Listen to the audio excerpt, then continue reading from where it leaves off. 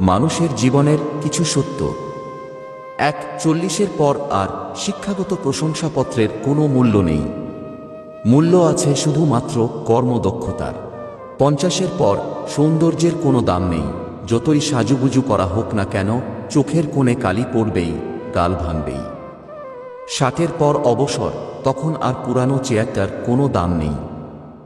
Group A, B, C, D সকলের একই পরিচয়, প্রাক্তন কর্মী।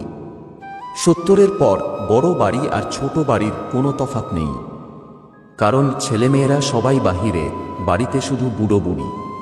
80-তে টাকা থাকলেও কোনো দাম নেই, তখন চলাফেরার ক্ষমতা থাকে না, তখন দরকার জনবল। 90-এর পর বিছানায় পড়ে থাকা, তখন ঘুমানো আর জেগে থাকা, কোনো তফাৎ নেই। আপনাকে ওপরে উঠাতে কেউ আপনার জন্য বসে নেই, কিন্তু নিচে নামাতে অনেকেই তৈরি হয়ে আছে। জীবনের যাত্রায় তোতা পাখি হইও না, ঈগল হও।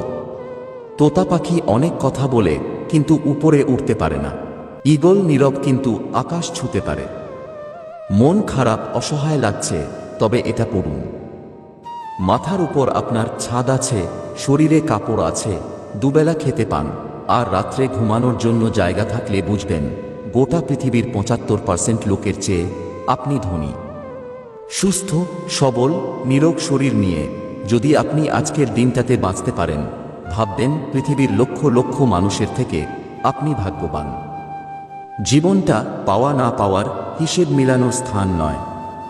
আসুন আজ থেকে কোনো অভিযোগ না করে উপভোগ করি জীবনটাকে। রূপের জন্য হয়তো কিছু দিনের তুমি প্রশংসা কুড়াবে, কিন্তু গুণের জন্য তুমি আজীবন প্রশংসিত। তাই রূপের চর্চা না করে গুণের চর্চায় থাকো রত। জীবনে যতই ভালো কাজ করো, একদিন সবাই ভুলে যাবে।